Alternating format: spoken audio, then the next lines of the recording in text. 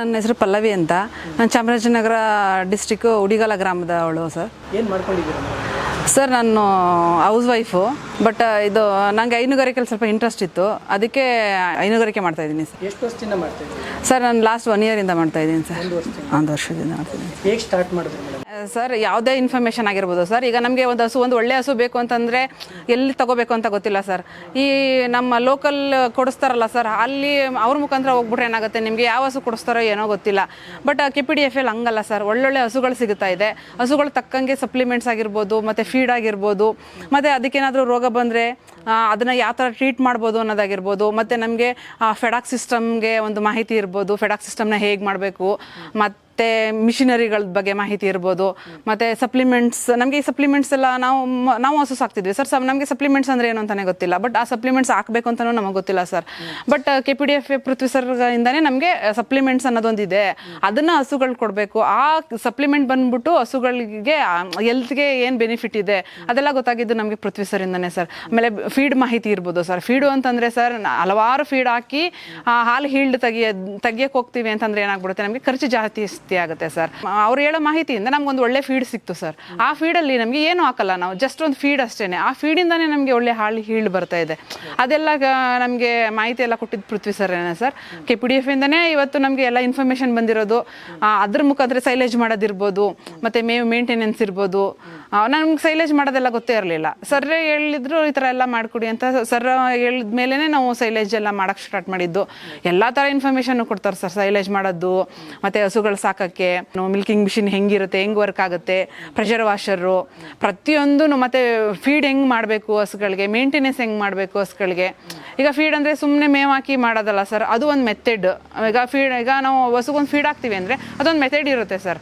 ಅದನ್ನ ನಾವು ಹೆಂಗೆ ಮಾಡಬೇಕು ಅದೆಲ್ಲ ಇನ್ಫಾರ್ಮೇಷನ್ ಕೊಟ್ಟಿದ್ದು ನಮಗೆ ಪೃಥ್ವಿ ಸರೇ ಸರ್. ಅವ್ರ ಇನ್ಫಾರ್ಮೇಷನ್ ಇಂದಾನೇ ನಾವು ಇಷ್ಟೆಲ್ಲ ನಾವು ಇವತ್ತು ಲಾಭದಾಯಕವಾಗಿಯೇ ನಾವು ಹೋಗ್ತಾ ಇದ್ದೀವಿ.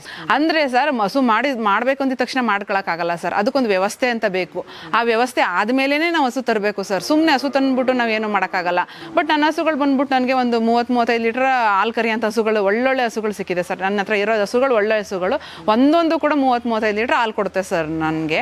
ಎಷ್ಟು ಬಂಡವಾಳ ಹಾಕಿದ್ರಿ ಸರ್? ಇದು ಬಂದ್ಬಿಟ್ಟು ಒಂದೊಂದು ಹಸುನು ನಮಗೆ ಒಂದು 30-35 ಲೀಟ್ರ್ ಹಾಲು ಕೊಡುತ್ತೆ ಅಂತಂದಾಗ ಅದರದ್ದು ಪ್ರೈಸ್ ಬಂದ್ಬಿಟ್ಟು ನಿಮಗೆ 1,54,000 ರೂಪಾಯಿ ಒಂದು ಹಸು ಇರುತ್ತೆ ಸರ್. ಲೋನ್ ತಗೊಂಡು ಮಾಡ್ತಾ ಇರುವಂಥದ್ದು? ಇಲ್ಲ ಸರ್. ಸಾಲ ಮಾಡಿ ಮಾಡ್ತಾ ಇರುವಂಥದ್ದು? ಇಲ್ಲ ಸರ್, ನಾನು ಬಜೆಟ್ ಇಟ್ಕೊಂಡೇ ಮಾಡಿದ್ದು ಸರ್. ನಾನು ಆ್ಯಕ್ಚುಲಿ ಮೇಕಪ್ ಆರ್ಟಿಸ್ಟು. ನಾನು ಅದು ವರ್ಕ್ ಮಾಡ್ತಾ ಇದ್ದೀನಿ. ನಂದು ಚಾಮರಾಜನಗರದಲ್ಲಿ ಸಲೂನು ಇದೆ. ಅದೆಲ್ಲನೂ ರನ್ ಮಾಡಿಕೊಂಡು ಅದ್ರ ಜೊತೆ ಇದನ್ನು ಮಾಡ್ಕೊತಾ ಇದ್ದೀನಿ ಸರ್. ಯಾವ ರೀತಿ ಬ್ಯಾಲೆನ್ಸ್ ಮಾಡ್ತಾ ಇದ್ದೀರಿ? ಅಂದರೆ ಅಲ್ಲಿ ವರ್ಕರ್ಸ್ ಇದ್ದಾರೆ, ಇಲ್ಲಿ ನಾವೇ ಮ್ಯಾನೇಜ್ ಮಾಡ್ಕೊತೀವಿ. ಅಲ್ಲಿ ವರ್ಕರ್ಸ್ ಇದ್ದಾರೆ ಸರ್.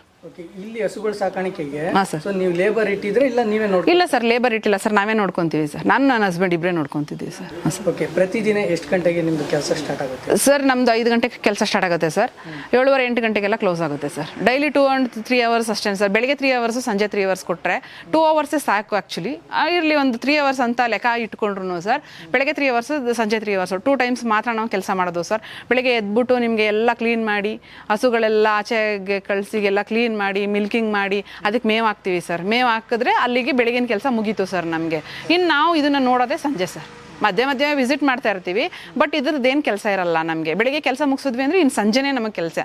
ಸಂಜೆ ಒಂದು 5 ಗಂಟೆಗೆ ನಾವು ಸ್ಟಾರ್ಟ್ ಮಾಡ್ತೀವಿ ಅಂತಂದರೆ 5 ಗಂಟೆಗೂ ಸೇಮ್ ರೊಟೀನ್ ಇರುತ್ತೆ ಸರ್. ಎಲ್ಲ ಕ್ಲೀನ್ ಮಾಡ್ಕೊತೀವಿ, ಕ್ಲೀನ್ ಮಾಡಿಕೊಂಡು ಮಿಲ್ಕಿಂಗ್ ಮಾಡ್ಕೊತೀವಿ, ಮಿಲ್ಕಿಂಗ್ ಮಾಡಿಕೊಂಡು ಫುಡ್ ಪ್ರಿಪೇರ್ ಮಾಡ್ಕೊತೀವಿ ಸರ್. ಫುಡ್ ಪ್ರಿಪೇರ್ ಮಾಡಿಕೊಂಡು ಹಸುಗಳಿಗೆ ಫೀಡಿಂಗ್ ಕೊಟ್ಟು ಅದೇನಿದೆಯೋ ನೋಡಿದ್ರೆ ಇನ್ನು ನೆಕ್ಸ್ಟ್ ಡೇ ಮಾರ್ನಿಂಗ್ಗೆ ಸರ್ ನಾವು ನೋಡೋದು ಸರ್. ಒಬ್ಬ ಮನುಷ್ಯ ಚೆನ್ನಾಗಿರಬೇಕು ಅಂದರೆ ಒಂದು ಹೇಳ್ತೀನಿ ಕೇಳಿ ಸರ್, ಒಂದೇ ಉದ್ಯೋಗದಲ್ಲಿ ಇಟ್ಕೊಂಡು ನಾನು ಅದರಲ್ಲೇ ಎಲ್ಲ ಮಾಡ್ಕೊತೀನಿ ಅಂತಂದರೆ ಅದೆಲ್ಲ ಆಗಲ್ಲ ಸರ್. ನಮಗೆ ಯಾವಾಗ ಆದಾಯದ ಮೂಲಗಳು ಜಾಸ್ತಿ ಆಗುತ್ತವೋ ಆವಾಗ ನಮ್ಗೆ ಆದಾಯದ ಮೂಲಗಳು ಜಾಸ್ತಿ ಆದಾಗ ನಮಗೆ ಮೇಂಟೆನೆನ್ಸು ಈಸಿ ಇರುತ್ತೆ, ನಮಗೆ ದುಡ್ಡು ಚೆನ್ನಾಗಿ ಬರ್ತಾ ಇರುತ್ತಲ್ವ ಸರ್. ಆ ಇಂಟೆನ್ಷನಲ್ಲಿ ನಾನು, ಅಂದರೆ ಇದು ನನ್ನದೊಂದು ಫ್ಯಾಷನ್ ಸರ್. ಹೈನುಗಾರಿಕೆ ಮಾಡ್ಬೇಕನ್ನೋದೊಂದು ಫ್ಯಾಷನ್ನು. ಹಂಗಾಗಿ ನಾನು ಹೈನುಗಾರಿಕೆನ ಚೂಸ್ ಮಾಡ್ಕೊಂಡು ಮಾಡ್ತಾಯಿದ್ದೀನಿ ಸರ್.